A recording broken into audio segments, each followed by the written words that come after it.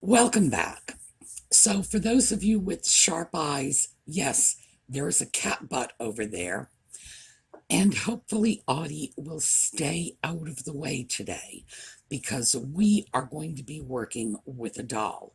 And he may want to help, but trust me, I do not want his assistance. His assistance usually consists of playing with the doll. So, no, thank you. Well, the doll in particular is this one. And this is a doll I picked up at Bedford about a month ago. And I said we were going to convert the doll. Oh, well, change of plans. And I will explain all of that when we come back in a minute.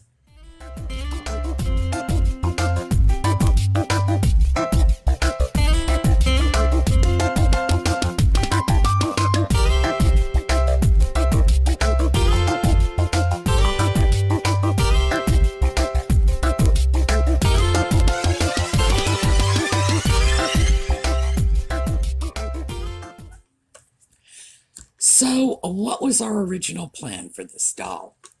Well, I had a doll rather similar to this when I was a child, and my goal, having picked this doll up for $14, was to return her to the version of the doll I had. However, whenever you buy an old doll, the first thing you need to do is research. Turns out this doll is not going to be repurposed. I am not changing her. We are going to be reclaiming her instead. So this is going to be a doll restoration project. The reason for that is this doll, let me show you the little tag here, very delicate and rather frayed. I got this tag off the doll's ankle, and this says Elsie Denny, Honolulu, Hawaii. Now, Elsie Denny was a rather well-known maker in the mid-1950s of Hawaiian dolls.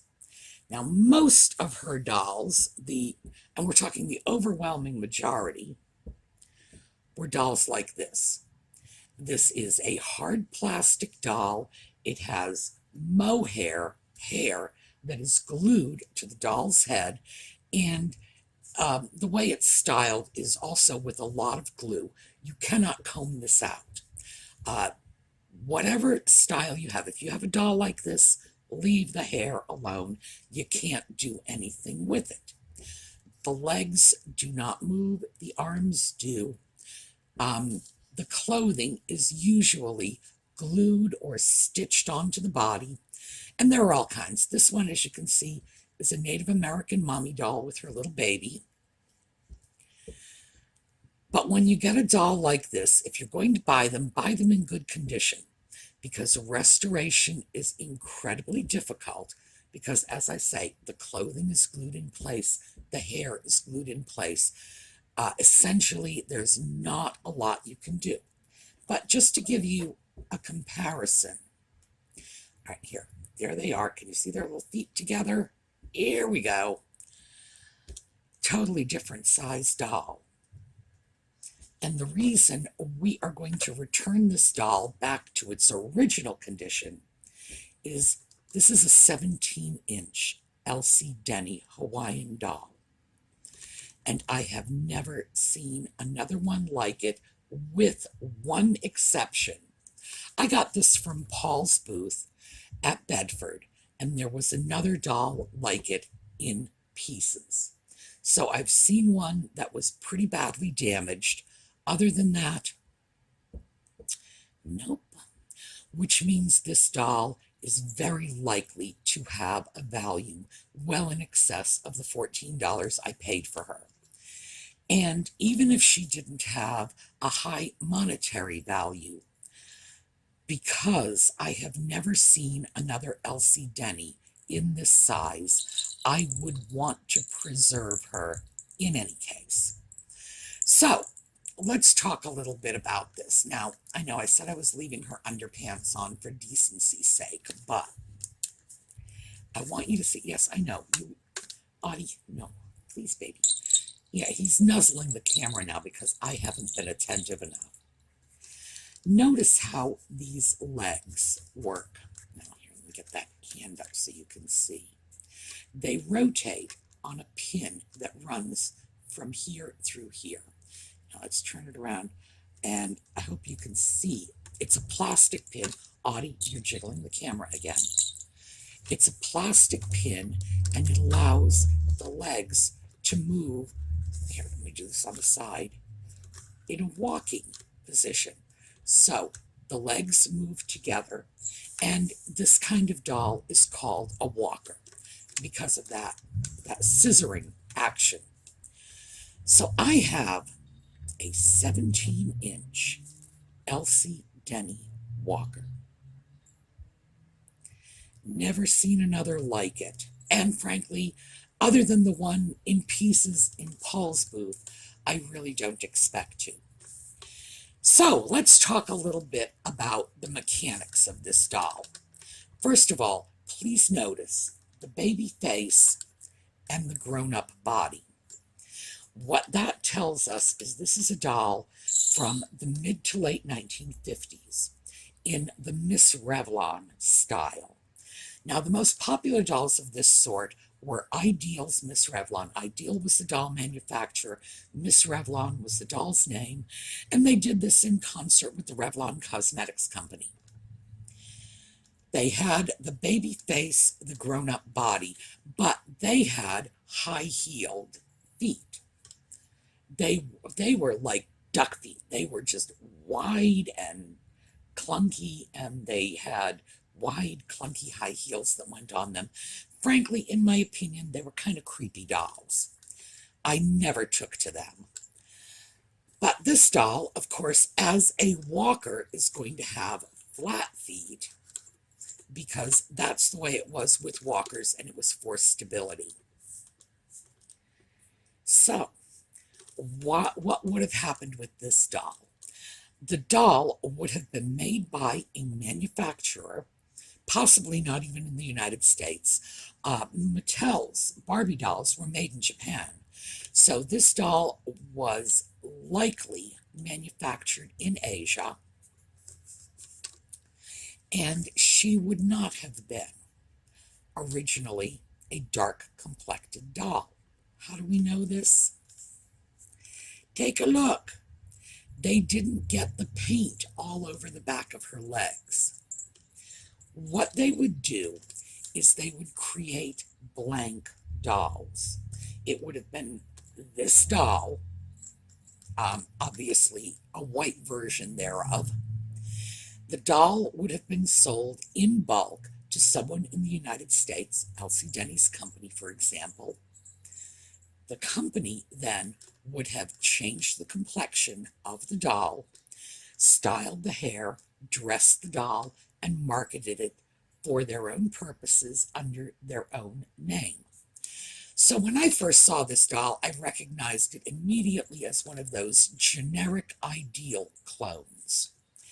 And Ideal dolls were very early victimized.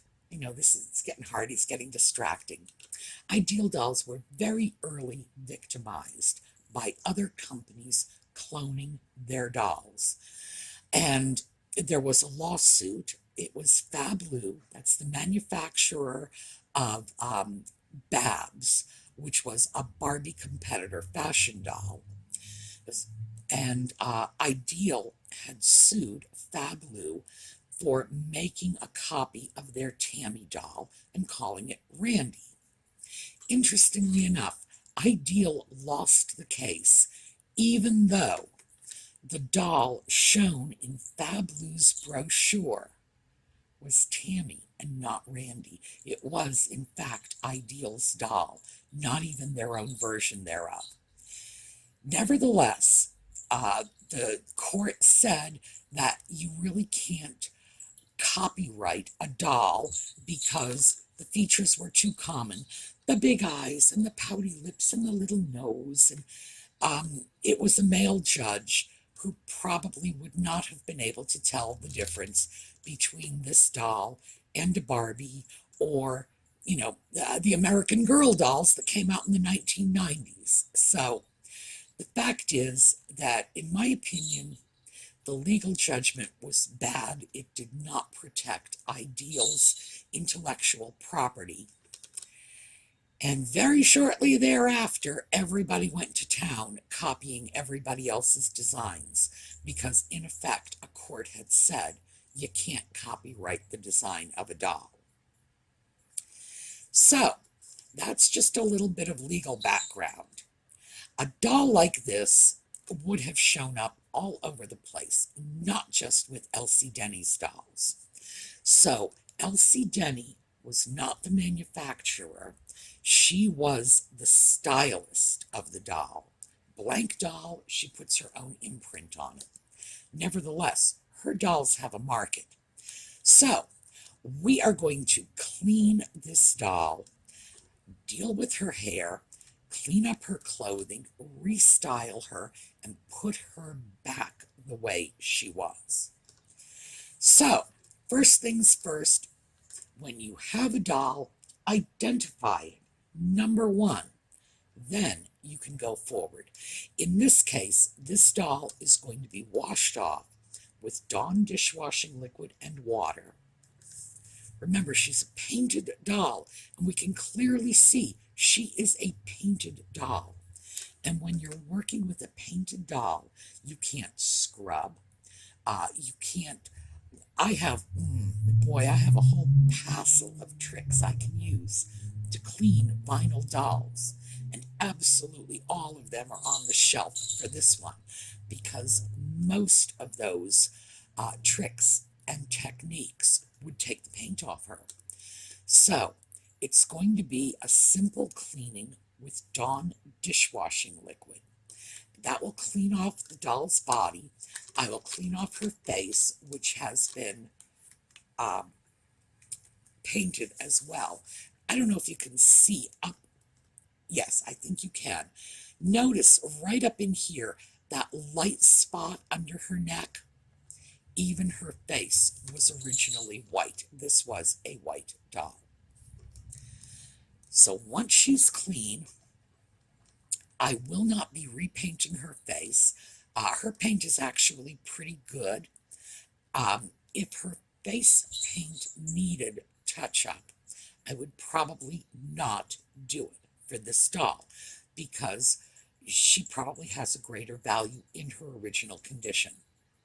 If I were going to repaint, I would throw a clear coat on whatever feature I was working on, for example, her lips, throw a clear matte coat on, and then work over it in acrylic paint, because that is completely removable. And that's key when you're dealing with a doll that might have a value. But we are not doing it. Also note, her little sleep eyes, can you see they actually sleep? This is difficult because I got a cat in my lap who really wants to be here. Audie, scoop baby. All right, her sleep eyes work, and also notice how clear they are. One of the problems with sleep-eye dolls is their eyes often got cloudy over time. So here is a quick trick if your sleep-eyed doll has cloudy eyes. A hairdryer. Just take a hairdryer and blow the warm air across the doll's eyes. The clouding will disappear.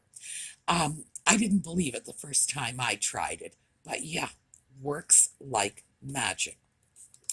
So, once the doll's body is cleaned, next we're going to go on to the hair. And let me just show you what our hair products are.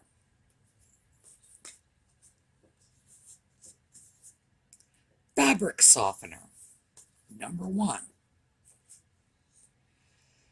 This is a regular drugstore detangler. I think that Family Dollar store detangler. And this. If you're going to work on dolls, get one of these. You can get it at a pet store or the pet department of a supermarket or major store. This is a dog comb. Steel. and these teeth are rounded. The reason you'll want to use something like this is because doll hair is not hair. It's either mohair or saran fibers, but ordinarily, if you used your own plastic comb on the doll's hair, you would end up breaking the teeth out of it. Now, most of my combs are celluloid and they're antique, so I wouldn't want to do that in any case. This can hold up to the kind of abuse it will get from doll hair. The rounded teeth means that it won't tear at the hair. So I will be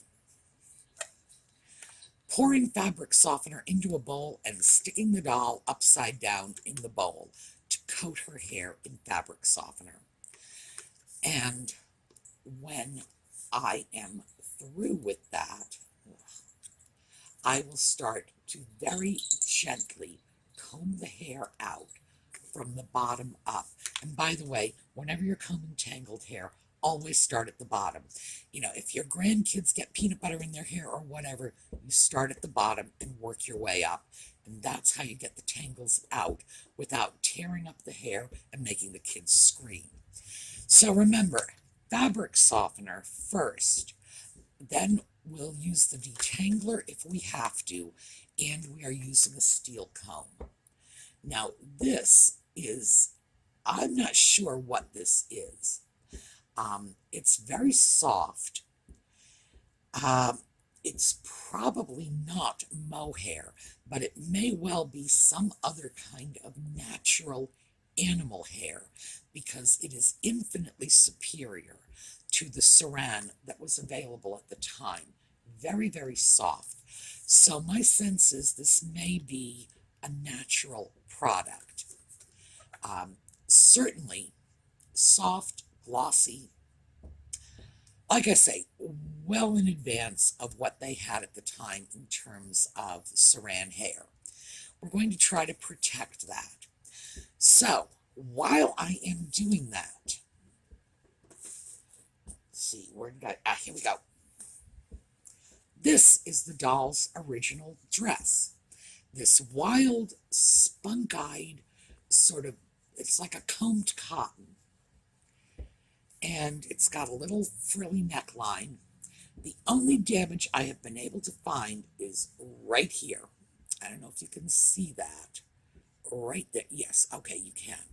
There is a little tear at the neckline. It looks to me like somebody might have cut into it accidentally because it goes right through a line of stitching, and it would be hard to tear that. So, when I have the dress clean, I will decide what I'm going to do about that. I may leave it alone. I may repair it. I'm not really sure just yet. The dress. The first thing I'm going to do with the dress is just soak it in plain water. See if any dirt comes out. If we get no dirt out of it, because it's old, it's been around a long time, dirt should come out of this. I will probably add a little Dawn dishwashing liquid. And if I don't get the results I want, because this is a vibrant dress and I want to see these colors, I have a special product called Perk, P-E-R-K. And it comes in a bottle. It's a chemical used by professional cleaners, and you can get it.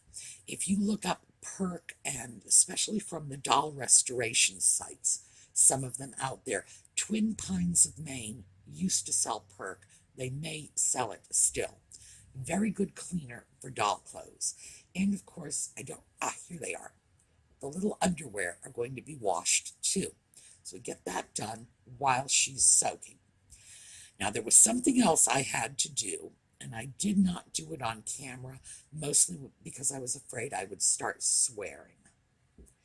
This is the doll's original hairnet, and I managed to detangle it all in one piece. That's why I thought I was going to start swearing. It had been hooked up in the doll's plastic lei, and all of these little petals were just gnarled up in that hairnet.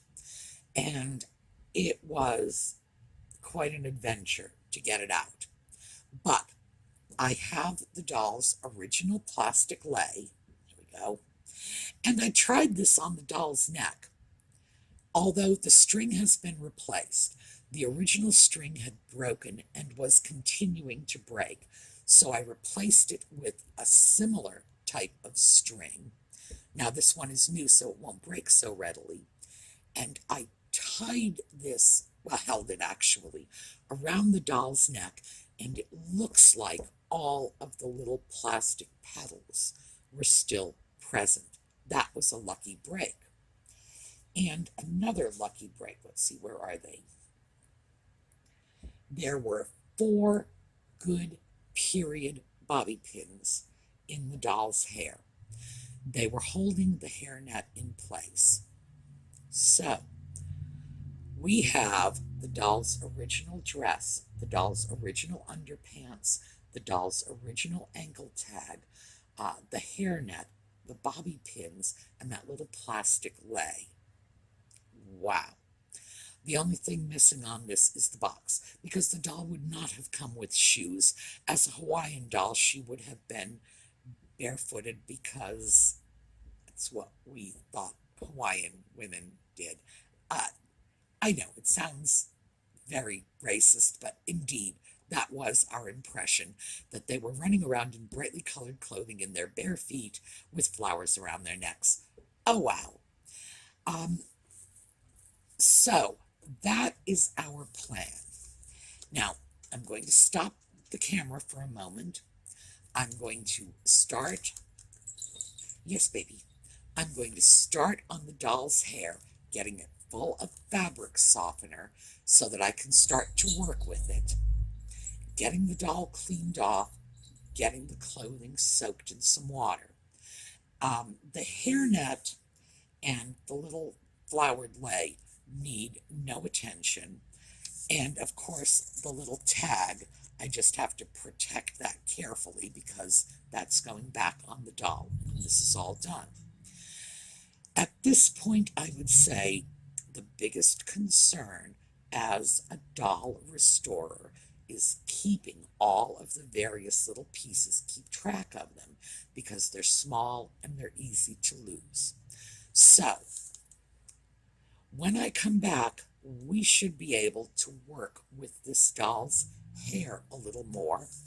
Hopefully, I will have her clothing cleaned and it will be dried off, ready to put on her little doll body. And we'll see where we go from there. But remember, always common sense. Do your research. You do your cleaning in the least damaging way possible. Start with as few chemicals as you can. When you have to add chemicals, make sure you start with the gentlest ones first. I will start with Dawn. If I find anything that needs more than that, because this is a painted doll, I'm going to have to be super, super careful. If it were a vinyl doll, I'd have more options. Boy, would I have options. I have successfully used brass polish to clean flaws from vinyl dolls. So when I say options, boy, you'd be amazed at what you can do to a doll. But our job is to get her looking like she looked when she was originally sold, because that's where the doll's value is. All right, I will be back. So what I'm doing right now is pausing and going to work. So here is our doll. And she is clean. Her clothing is clean. Audie, yeah, Audie's right here with me now because I've got a doll and he's very, very jealous.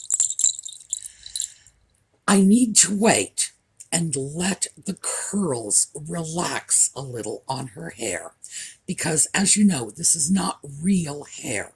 This is a synthetic fiber, and it takes curl very well, which is why her hair is so puffy.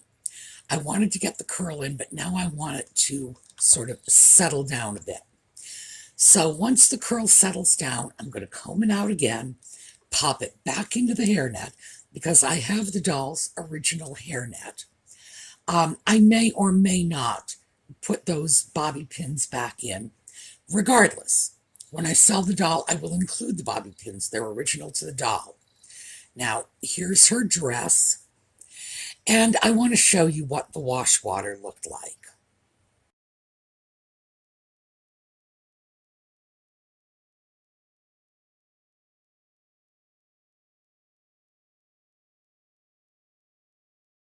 Yeah, one of the reasons that I will wash doll clothing, especially on a doll like this, that could easily end up in the hands of a child rather than an adult collector, is because 50% of the households in America were smoking households in the 1950s. That means you get a doll like this. Well, there's a 50-50 chance that the dirt in the dress is actually nicotine.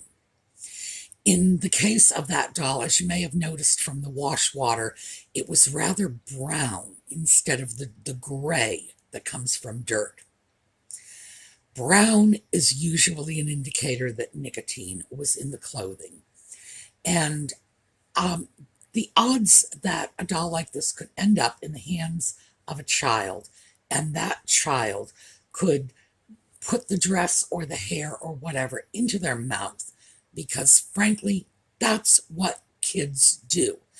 Anybody who says, oh no, a little kid won't do that, is someone who's never been around little children. And nicotine is poisonous.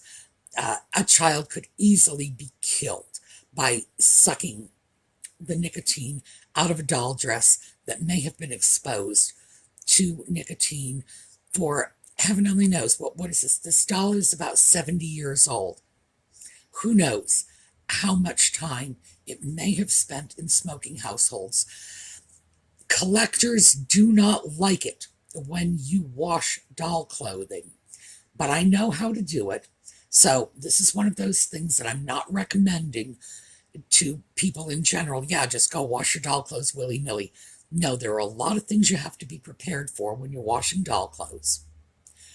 But I will do it, because even if a collector gets annoyed, it's so much better than accidentally poisoning a child, because things can accumulate in these fabrics that could be lethal to a small child, and that's not an exaggeration. If you don't believe me, go ask your doctor how many kids die every year from pulling cigarette butts out of ashtrays and sucking on them. So, we are all set now. I want to do a little work on the dress. I want to steam it out because I think it came out a little wrinkly. Now, the dress has, here, let me take this off her wrist and show you.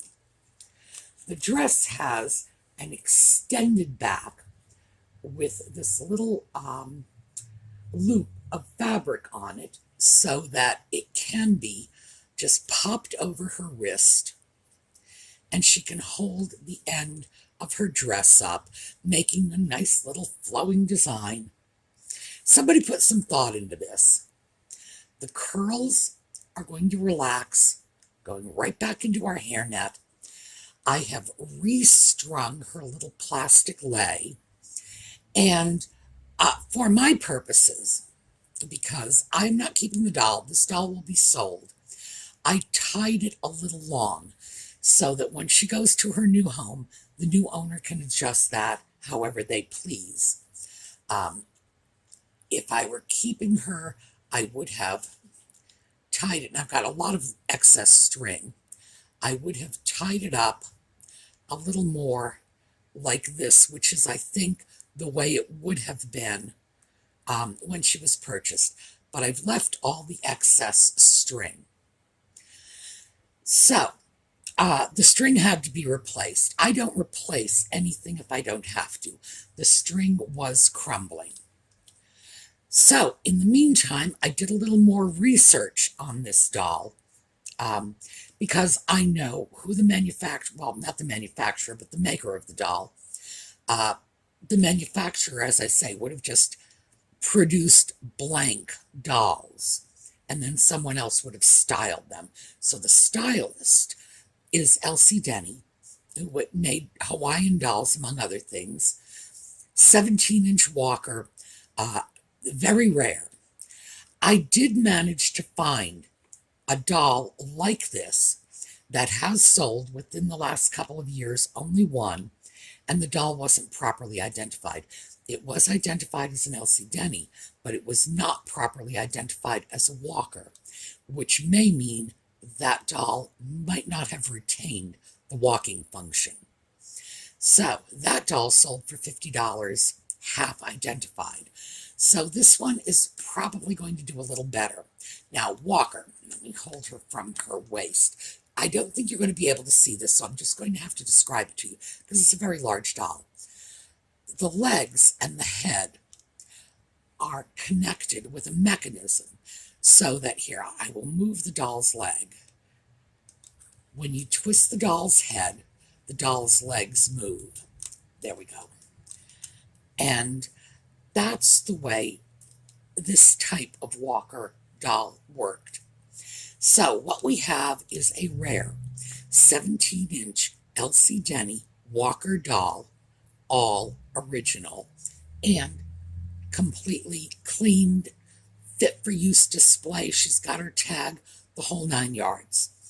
So this was a very good buy for $14, but as you know, I picked up this doll because I was simply going to restyle her completely.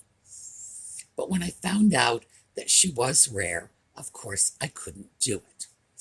So let me explain just a little bit about how I washed the doll itself, because as we've already discussed, the doll was painted. We can see, because the paint didn't cover the back of her legs, Dawn dishwashing liquid in a soft cloth only.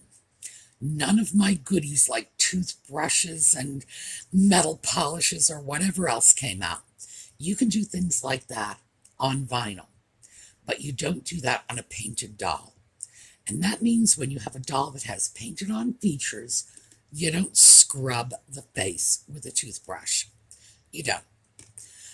And you don't buff it down with polishes or whatever. This is not just true of vinyl dolls. A lot of the old bisque dolls came out of the kill white. So the doll blank, the face and arms of the doll would have been white, and they would have been painted later. Soft cloth, mild detergent, that's all you can use on a painted surface. So, hair got cleaned very much the same way. Dawn dishwashing liquid, fabric softener, a steel comb. It took me 20 minutes to detangle her hair. So that's quite an undertaking. Then just set it. And by the way, I did a video on how to set doll hair, saran doll hair. This is not saran, but it is a similar man-made plastic, if you will. I hesitate to call it plastic, but frankly, that's what it is. And I'll link up the video for you. Very easy to do because this plastic stuff wants to curl. I could take this hair dry, roll it up on a roller, come back in an hour, pull it out, and I'll have a tight curl. So that's the advantage. But as I say, now I have to let this sort of relax a little, fall into place, bind it back up, and then she's good to go. So I'm glad I did the research, even though I'm sorry I am not going to have the doll project I hope to have. We have another one that I think is just as good. All right, so that's where we are at with our doll. She's all cleaned up. She's good to go. So I have a new little slideshow for you at the end of this video. And this is from one of our viewers who also happens to be my Avon lady. And she has a little photography studio called Brownhaven. So she has a bunch of nature pictures. So I decided that we'd make a little slideshow of her bird pictures today. So take a look, grab your little 2 minutes of serenity, and we will see you again next week.